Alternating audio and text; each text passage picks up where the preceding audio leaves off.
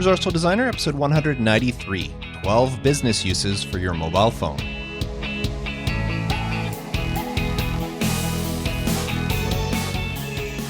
Welcome to the Resourceful Designer podcast, offering solutions to streamline your graphic and web design business so you can get back to designing. And now, your host. He works well under the pressure of a deadline. Mark DeCote. Welcome to the show. Thank you so much for tuning in. In this episode, I'm going to give you 12 ways that you can use your mobile phone to help your design business, other than the obvious ways, that is. I'm also going to share a great resource for icons that you may be interested in. Now, before I go any further, can I ask you a little favor? If at the end of this episode, you enjoyed the content, you liked what I had to say, and you want to know more, please subscribe to the podcast. It's available everywhere that podcasts can be found, including on Spotify, iHeartRadio, Pandora, even on Deezer. And there's also a dedicated iOS and Android app if you want to go that route. Now, links to all of those are available at resourcefuldesigner.com/subscribe. Now, what have I been up to? Well, I've been spending a lot of time perusing the web for Black Friday deals. That's what's happening this week, and I've already snatched up a few good ones. I've got a great deal on my subscription to Adobe Creative Cloud. I upgraded some of the services I have through iThemes, allowing me to manage even more websites through iThemes Sync, as well as a few other odds and ends that I just been adding to a list and wanted to pick up on Black Friday. So I'm saving a bit of money there, which is always nice. Now, what else have I been up to? Well, I had a dentist appointment this week. Everything is good, you'll be happy to know. No cavities. But I know that's not the stuff you want to hear. You want to know what I'm doing work-wise. Well, to be honest, work this week is a little bit slow. But I'm not surprised. Most of my clients are in the USA, and after all, it is Thanksgiving week at the time I'm recording this. It's US Thanksgiving. Of course, our Thanksgiving here in Canada was back in October, but in the US it's Thanksgiving week, so I wasn't expecting to hear from many of my US-based clients this week. But that did give me a little bit of time to work on a landing page for a site that I'm working on for myself, as well as continuing to work. I mentioned that I have a really big website I'm working on. I continue to do a little bit of work on that. But otherwise, things have been a little bit slow this week. Now, where things have not been slow is the Resourceful Designer community. Especially with Black Friday coming up, there's been so many discussions on different things to get, what things are better than others, people looking for hard drives, for software, all sorts of things. So there's been a lot of great discussion there, as well as a lot of great feedback being given. We had several members in the community share some work that they've been working on and wanted some advice. Catherine shared a really cool coat of arms that she designed for a family. And Nico shared an illustration he designed that's going to go into the lobby of a building in, I believe he said San Francisco. I didn't double check that. I think that's what he said. But still, beautiful illustration he made.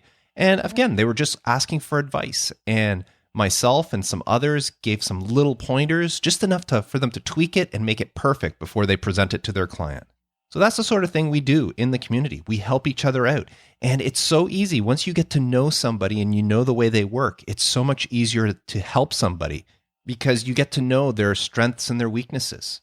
And because we're getting to know each other, when somebody does critique or give you advice, you seem to appreciate it so much more. Now, I speak on behalf of everybody that's already in the community. We would love to have you as part of it as well. If you are interested in joining a group of dedicated designers who just want to grow their skills as a designer and grow their design business, then you may want to consider becoming a member. You can do so by visiting resourcefuldesigner.com/community. And now, this week's Resource of the Week.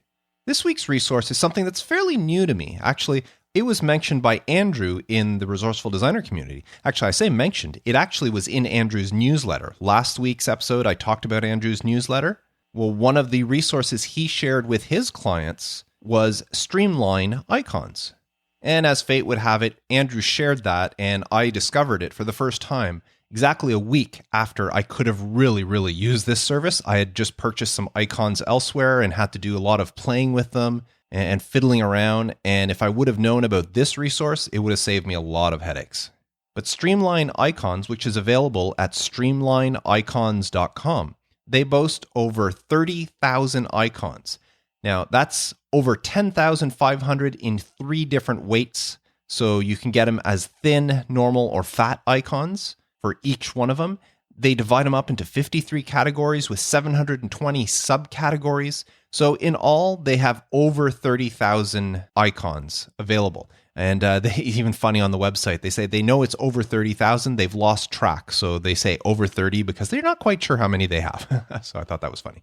But these icons are great for UI designers or anybody who needs an icon. I was building a website and I needed icons for the different industries. My client, they work in different industries, and I wanted an icon to represent each of the industries that they work in.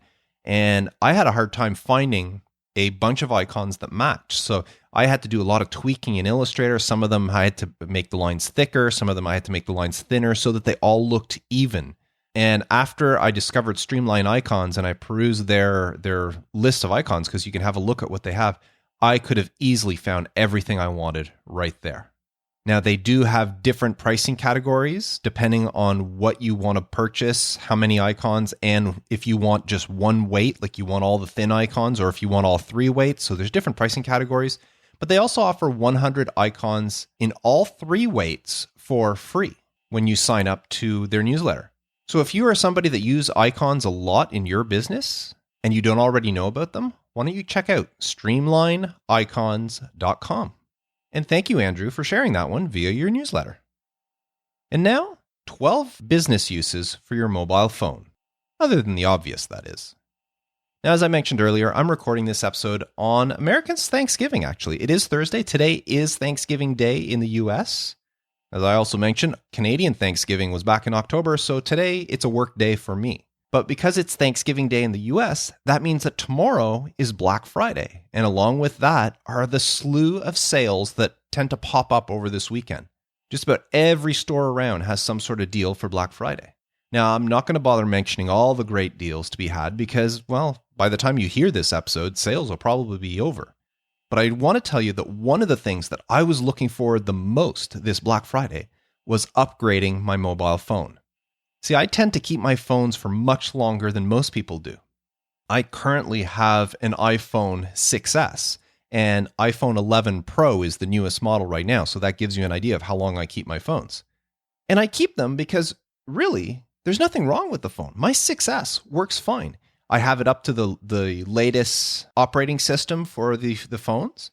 It does everything I want. The only problem with my phone is I keep running out of storage space. I'm constantly getting that message. Your iPhone storage is almost full. Please delete stuff or whatever. I forget the exact wording. See, what I have is the 16 gigabyte model, and it's always giving me problems. Apps are constantly being offloaded, which is a real headache. A couple of weeks ago, I was driving around Ottawa, Canada's capital. It's where my kids are both there working. And I had to go to an area of the city that I'm not that familiar with. So like anybody would normally do, I pulled out my phone to call up Maps. And I have both Maps that comes from Apple and Google Maps. Both of them had been offloaded. So here I was in my car trying to get somewhere, and neither app was on my phone. So I had to pull over, turn on my data for downloading apps, because normally I have that data part off for updating apps, turn it on, download the app, wait for the app to download before I could finally put in my destination. And it's just a pain. So I'm constantly struggling with that. Not to mention there's never enough room to download my audiobooks or podcasts. So anyways, that was my struggle. So I've been putting up with this for a while, knowing that Black Friday was going to come along. And I know that there's always great deals on this sort of thing around this time of year. And boy, did it pay off.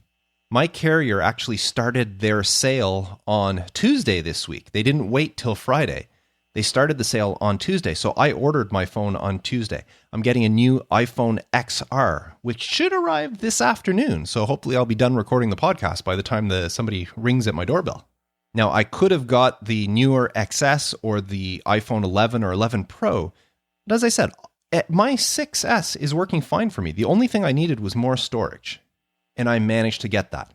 Now, I want to give you a little hint. If you ever need to upgrade your phone and you plan on sticking with your current cellular carrier, when it's time to upgrade, don't go into their store if they have a store where you can go into and talk to them. Don't go into their store, or don't even visit the website. You can look at the website to see what they offer, but don't buy through the website. Instead, what you do is find a phone number for them, call them up, and ask to speak to somebody in the customer loyalty department. This is what I've done several times over the years with my phone, my daughter's, my son's, my wife's phone. Every time it's time to update, I always call the customer loyalty line because they will be able to give you much better deals than they can in store or even if you click through the website. Because you're an existing customer, sometimes they can give you special credits or special bonuses. And that's what I was able to swing myself. My new iPhone XR, I got it for $0. Not only that, but because I was a loyal customer and I've been with them for a while, they gave me a special credit that allowed me to upgrade my phone from the 64 gig base model to the 128 gigabytes. So I'm going from a 16 gigabyte phone to a 128. I'll be able to download all the audiobooks and podcasts I want. Not to mention, I don't think I'll ever have an app offload because I'm running out of memory again. But not only did I get the phone for free, but through negotiating, they wanted to up my plan so that I would end up paying more per month than I currently was. I was able to negotiate with them to keep my rate exactly the same. And on top of that, they gave me a credit that allowed me to get an extra 5 gigabytes of data per month. I'm not on an unlimited data plan, but what I had before was 8 gigs of data. Now I have 13 gigs of data per month, and I'll never use that. So I'm getting a new 128 gigabytes iPhone, an extra 5 gigs of data, and it's not costing me anything more than what I'm paying now. My monthly rates stay the same, and the phone's costing me nothing. All because I called the loyalty line. There was no way I was going to get that deal going into a store or purchasing through the website. So I just wanted to give you that little bit of advice. Anytime you want to upgrade your cellular device, contact the customer loyalty line. If you're sticking with the carrier, if you're changing carriers, then obviously that might not work. Although you can always call them and say, listen, I'm with such and such a carrier. I want to switch over to you. What sort of deals can you give me? Now, the reason I told you that story is because in the excitement of getting a new phone, it got me thinking of all the uses for a mobile device and all the things I'll be able to do now because I have more memory on my phone. So what can you use your phone for in relation to your business? I mean, besides the obvious, of course. I mean, you can text people, you can take photos. I mean, it is a camera after all, or videos. You can peruse your social media, you can watch YouTube videos, and of course you can listen to music and listen to podcasts and audiobooks. You can even browse the web. And yes, did you know that this device can also make phone calls? That's one thing that most people seem to forget, especially my kids. But other than those obvious uses for a mobile phone, what can you use it for? Well, I came up with a list of 12 ways that you can incorporate your phone into your work, or 12 ways that your phone can be useful to you for your work. So way number 1, two-factor authentication. If you design websites for clients or for yourself for that matter, I am a strong advocate to two-factor authentication. Now, if you're not sure what that means, it means that when you go to log in, you put in your username and your password, but when you press enter, it doesn't automatically grant you access. You have to put in a special code or something afterwards to prove that you're actually who you say you are. Now, in some cases, two-factor authentication will send you an email, but that's not always convenient. So I always set it up. I've got an app on my phone. It's actually Google Authenticator is the app I use. And I have all my websites and every client website hooked up through two-factor authentication. So anytime I have to log into a website, I have to enter my username and password, hit enter, and then it says, okay, enter the code to the authentication code to get in. And the great thing about these authentication codes is they change I forget if it's every 45 or 60 seconds, the numbers change. It's a 6-digit number, and it changes every 60 seconds. So somebody can't steal the code and go use it later. They have a minute to use that code. So anytime I log into a website, I open up my phone, open up the Authenticator app, see the 6-digit number, type it in, and then it allows me in. So this adds an extra security to your website, because if you need to enter that code, that means that anybody else that's trying to hack into your site needs that as well. So two-factor authentication is a great use for your phone. I always have it with me if I happen to be at a client's and I have to access their website or something. It just gives extra security. Now, I also, if I give back-end WordPress access to any of my clients, I insist that they have two-factor authentication on as well. There's no sense in me having it if they don't, because it just compromises the security of the website.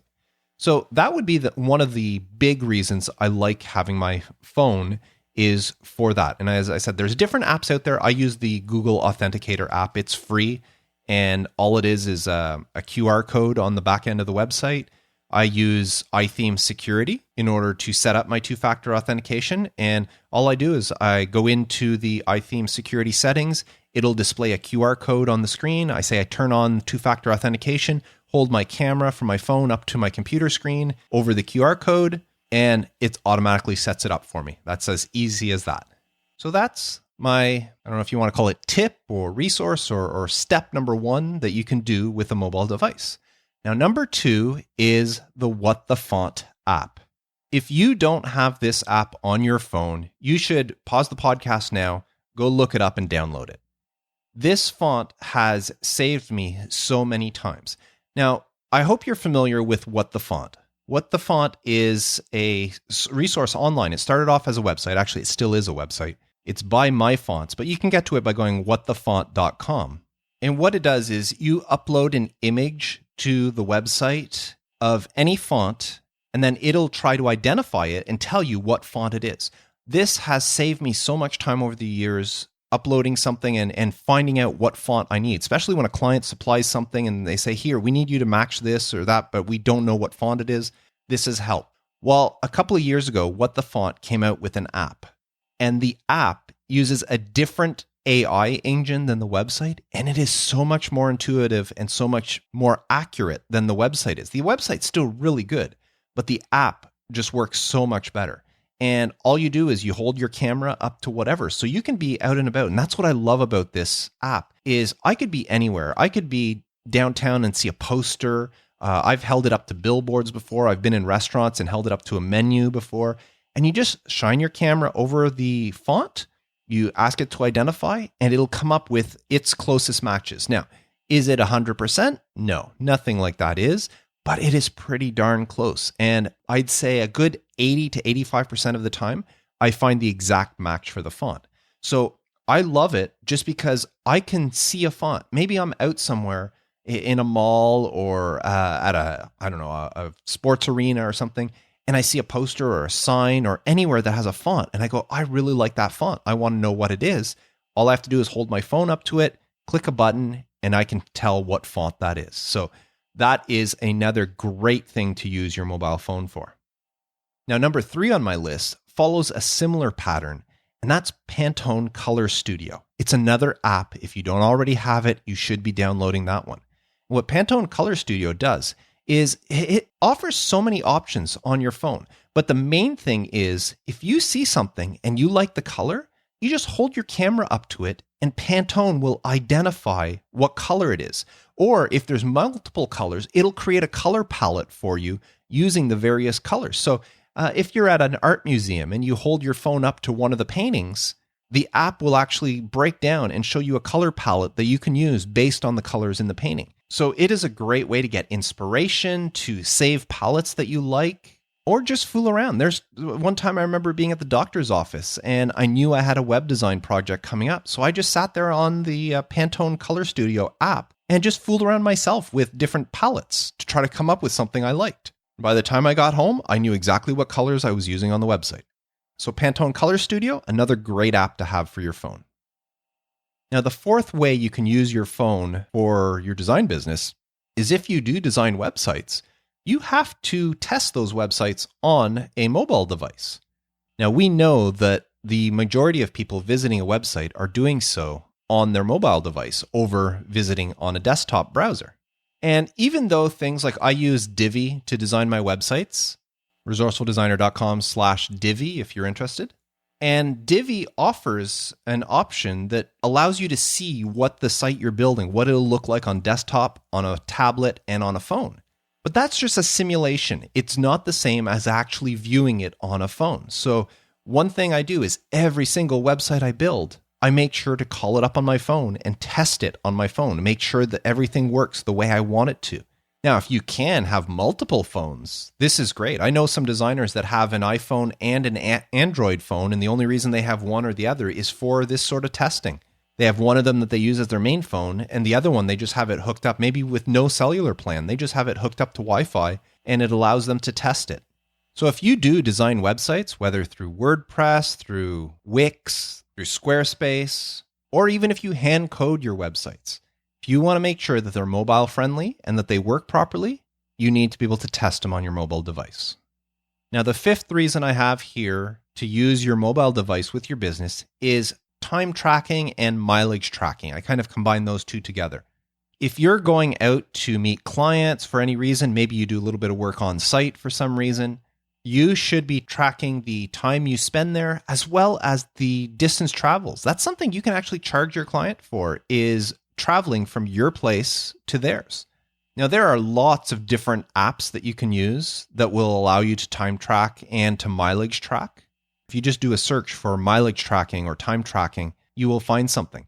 And it is a great way when you leave your house or your place of business and you're going to visit a client. You start the timer or you start the GPS on it and it'll track your actual distance that you travel. And then you can charge that to the client. Not to mention, if you are going to claim your vehicle on your income taxes, a lot of places need to know the mileage you traveled for business. So you track how much you traveled for business compared to how much you used it for your personal, and whatever percentage, that's how much you can claim of the vehicle. So something for time tracking and mileage tracking is a must if you are out and about or running your business. Now, the sixth item on my list here is, again, another combination, and that's invoicing, bookkeeping, and banking. I know when I first started off my business, everything I did was on my computer. I did all my invoicing, bookkeeping, and that, as well as just banking, online banking. Everything was done on my computer. Nowadays, I tend to do everything on my phone. With banking, when I do get checks, because yes, I still receive checks from clients, I can deposit them directly by taking a picture of them with my phone. I have multiple bank accounts. I have personal bank accounts as well as business bank accounts. I can transfer money. I can make bill payments. I could do all of that through my phone. And as far as invoicing and bookkeeping, there are so many different options depending whether you use stuff like FreshBooks or QuickBooks or Wise or whatever.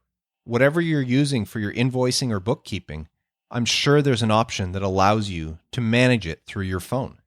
How impressed do you think a client will be when you go to their meeting, you give them a presentation, and you already have the price in mind and you're presenting the work and all that, and then you give them the quote at the end, and the client says, yes, let's go ahead. And then you say, great, you take out your phone and you already have the invoice already done up with that price in anticipation. And then you say, great, here you go. I just sent you an email with the invoice. Once that's paid and I get the deposit, then we can get this project started. The client might look at their email right away, take it and say, okay, well, let me write you a check. And then you're walking out of there with a check, or they'll transfer you the money right away. So it just speeds things up so easily. So something for invoicing, bookkeeping, and banking is a must for your phone. Now, the seventh item on my list is passwords. I use 1Password as my password manager, but there's LastPass, and there's lots of other ones out there too, but LastPass and 1Password are the two I'm most familiar with. And I have the app on my phone. I know I have it on my desktop and I use it there all the time, but I have the app on my phone, which means that I have access to every single password for every website, every resource, every subscription, everything I have the password on my phone. So if I happen to be at a client site or something like that, and I need to access something, or anywhere, I could be visiting my kids, I could be anywhere I want, and I need to access something, I know that I have the passwords right there that I can access. Now, in my case, just a thumbprint away. I open up the app and it says, put your thumbprint. I'm not sure with the new phone, there's no thumbprint. So I presume it's going to be Face ID with my new iPhone XR. But the passwords or the 1Passwords app will allow me access to all of that stuff anywhere I am. Now, the eighth item on my list is project management, file management software. I've been digging into electronic project management. I know I said I always have my book here, my trusty Bilbo Baggins book, leather bound, that I keep track of all projects, and I still do that. But I started fiddling around with some online and some electronic project management software. I was trying out Basecamp. I tried out Trello. Trello was pretty good. I liked it. But I bought a lifetime deal of Plutio through AppSumo a while back. And that's the one I'm using now because, well, it's a lifetime deal. It doesn't cost me anything. And what's great about it is I can keep track of my projects on my computer and on my phone. There's an app on the phone that allows me to keep track. So if something comes up, if I'm out somewhere and I need to know what's going on, I can easily call it up and see exactly what needs to be done, what's progress on everything that I'm working on, which is something I couldn't do before with my book unless I actually brought the book with me, which I never did. So whatever project management tool you're using, you should be using it on your phone as well. See if there's an app or maybe just accessing it through a website. Now, along those same lines is file management. I don't personally use this very much, but I did pose the question in the Resourceful Designer community of what people use their phone for, and quite a few of them said that they love using their phone for Dropbox or Google Drive or OneDrive or any of those storage services for transferring files. They can be at a client's and realize that they need something. They can just open up their phone, and if they have it stored on Dropbox, they can easily grab a link and send it to somewhere. Or if they're out somewhere and all of a sudden they get a message saying that a client needs a certain thing, if it's stored in Dropbox, you can easily send it off to the client right there and then not have to worry about it, remembering to do it when you get back to the office. So as I said, that's something I don't use it too much on mine. I have in the past, but I don't use it very often for that. But some people in the Resourceful Designer community swear by it. Now, the 9th thing on my list is, well, lists. Your phone is a great way to make lists of things. You can be out about town, I don't know, maybe you're out walking the dog or you're out doing groceries, and all of a sudden you're thinking about a project, just like designers tend to do. You can be in the middle of doing whatever, and all of a sudden this project will pop into your head and you start designing it in your head. And you could think of, oh, I need to do these steps. Well, you can try to remember that, or what's even better is write them down. And that's where making a list comes in handy. Now, if you have a project management software like I mentioned previously, then maybe you can go in and create the list right there. That would be the best thing. But in some cases, maybe it has nothing to do with the project. You just need to make a list of something, and maybe it's your to-do list for the next day or for the week or whatever. So being able to make a list on your phone can save you a lot of time in trying to remember things later. I have an app that I use called AnyList, and what I love about it is we can share this amongst our family or with anybody. You can share it with a client too if you want. But I have stuff like simple things like a grocery list. It's shared amongst my wife and I. We have other lists that are shared amongst the four, my wife, myself, and the 2 kids. But I also use it for other things for business. I had a Black Friday list where I listed all the things I wanted to see if there was going to be a sale on them. Now, of course, AnyList is not the only option. There's Todoist. There's so many different ones, as well as just using whatever notes program or Evernote. I create lists in Evernote. If it has to do with the podcast, chances are I'm going to do it in Evernote. Sometimes I'll come up with some ideas for topics for episodes. I've got a list going in Evernote of topics that I can talk about. So making lists is a great use of your phone. Now, number 10 is setting alarms and reminders. It's one thing to make lists and to put things in project management software, but sometimes you need to get that little kick in the butt to get things going, and that's where alarms and reminders come in. Now, in my case, I do this all the time. I'll set up alarms for certain things that I need to do at a certain time, or I'll set a reminder. Especially in my case, I work 9 to 5. I don't do anything beyond that, or if I do, it's the clients are not aware. So if it's 8 or 9 o'clock at night and I think of an email I have to send a client or something I forgot to do or whatever, I don't go do it right there. I'm not going to send a client an email at 9 o'clock at night. What I will do is set myself a reminder on my phone and I say, remind me at 9 a.m. or 9:30 a.m. to send that email. And then when the reminder pops up, then I do it. The same thing with alarms. If I know I have a video chat or a conversation with a client scheduled, then I'll set myself an alarm. Yes, I get a reminder via email and I set a reminder, but I'll set an actual alarm to go off so that I make sure I don't miss it. Because sometimes a reminder might pop up and I dismiss it without even realizing it. So that's when I will set alarms. Now, number 11 on my list is your calendar. Maybe I should have included the calendar in the obvious uses for a phone because I find so many people do use it on their phone. But my calendar is invaluable to my business. In fact, funny here, I've edited it out, but when I finished talking about setting alarms and reminder, my phone actually rang. So I paused the recording to answer my phone, And it was a client that wanted to meet with me. They were having some problems running the back end of their website. They have access, they make changes, and there's some certain things they're not sure how to do. And they asked me if I can take 20 minutes to go by their office and just show them what they're doing wrong. So I quickly popped up my calendar, had a look to see when I was available. I'll be in town right near their office. I'll be there next Wednesday. So I said, why don't we meet at 2:00 on Wednesday? And we agreed to that. So I added it to my calendar. Now, of course, I'm sitting in front of my computer and I did it on my computer. But when I'm out and about in town, I access my calendar all the time on my phone. If a client asks me about something, I'll look at my calendar to see if it's capable. If they say, is there any way you can get this done by Friday? I'll look at my project management and I'll look at my calendar to make sure I don't have anything else. Do I have a doctor's appointment? Do I have an appointment to bring the car in for service? Is there anything that could impede me completing that project on time? And of course, in conjunction with the previous thing I just talked about, alarms and reminders, whenever I set anything on my calendar, I always set a reminder or an alarm on it, an alert. Actually, that's what it's called in iCal. So I always set usually 2 alerts. It allows you to set up to 2. Every item I put on my calendar, I set an alert for usually the day before to remind me that I have something the following day. And then depending on what it is, I'll set another alert to be either an hour or 2 hours before if it's something I have to get to, or if it's going to be like, say, a Skype call with a client, then I'll set a reminder for 15 minutes before the call so that I know that at that point I have to start getting ready to closing down some apps and that, because Skype and that sometimes acts up if you've got too much things going. So it just gives me enough time to get ready for the call. And I do that via my calendar. And that brings us to the 12th item on my list. And that is, you can use your phone to take notes, either written or audio. And this is one of those overlooked wonders of the phone that I think.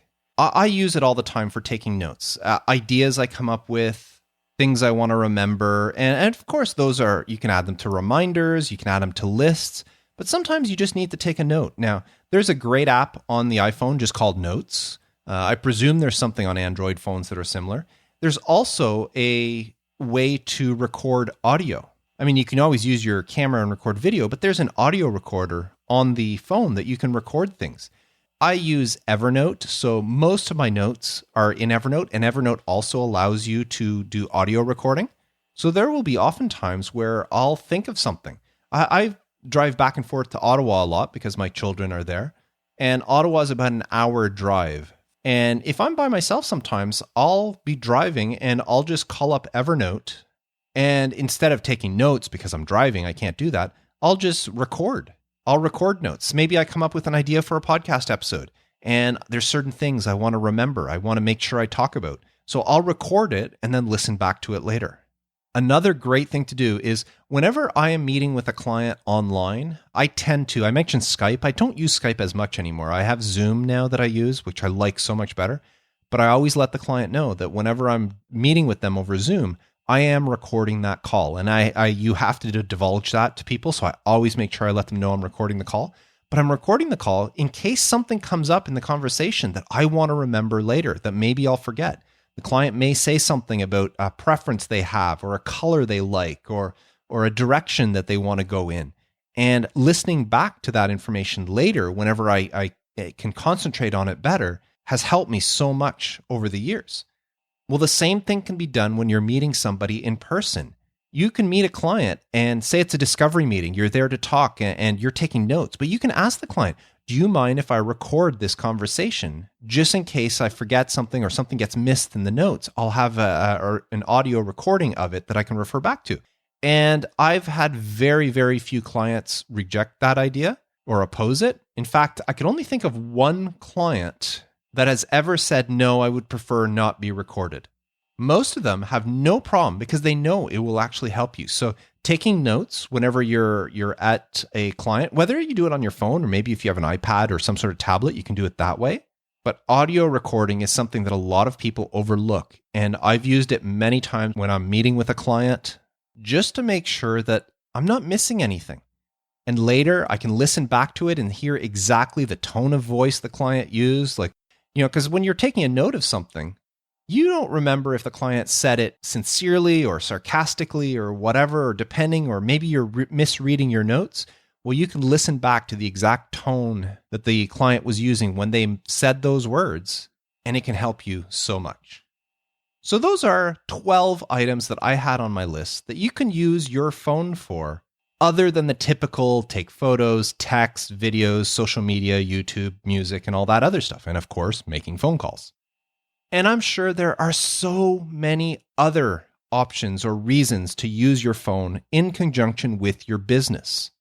Now, the 12 I shared again are TwoFactor Authentication, What the Font app, the Pantone Color Studio app, using your phone to test mobile versions of websites, using it for time tracking or mileage tracking, for invoicing, bookkeeping, and banking, keeping track of your passwords through a password manager, keeping track of your projects and files through project management or file management, stuff like Dropbox or OneDrive or Google Drive. You can use it to make lists with apps like AnyList. You can use it to set alarms or set reminders. I use Siri for that all the time. I'll just say, I'm not going to say the word now because my phone's going to act up, but I'll tell Siri to remind me at a certain time or to set an alarm for a certain time. Then there's calendars. Use it for your calendar to keep track of everything you're doing. And finally, to take notes, either written notes or typed up notes, I should say, or audio. And audio works wonders, especially when you take the time later to listen back and actually get the nuances for how a conversation went. Now, of course, there are many, many, many other ways to use your phone with your business. And I want to hear from you. How do you use your phone? I want to hear because I'm sure you are using your phone in ways that I haven't even considered yet that could help me. So please, please share your comments for this episode at resourcefuldesigner.com/episode 193. Leave a comment on that page and let me know, what do you use your phone for that I didn't mention here? Because maybe you're going to trigger something and I'm going to go, wow, I never thought of that. And I have to start doing that myself. So I really, really want to hear from you on this one. So that's it for this episode. All inspired by the new phone. And I was lucky I managed to get through the podcast episode and the doorbell hasn't rung yet, which I don't know if it is lucky. That means I don't actually have my phone yet, but it should be here. It says it's on the truck. I've been tracking it. It says it's on the truck out for delivery. So at least now when the doorbell does ring, I'll be able to dive in and start fooling around with my new phone and not just put it on the desk while I keep recording the podcast. So that's it for this week's episode. I want to remind you of what I asked at the beginning. If you are not already subscribed to the show and you enjoyed what I talked about and you want to know more about growing your design business and growing as a designer, please subscribe. That way you never miss an episode. It shows up on your phone or your device every single week when a new episode is released. Now, all the ways you can subscribe are available at resourcefuldesigner.com/subscribe. And of course, if you want to become a member of the Resourceful Designer community, visit resourcefuldesigner.com/community. So that's it for this week. I look forward to discussing something new with you in next week's episode. Until then, I am Mark Decote, wishing you all the best with your graphic design business. And as always, reminding you to stay creative.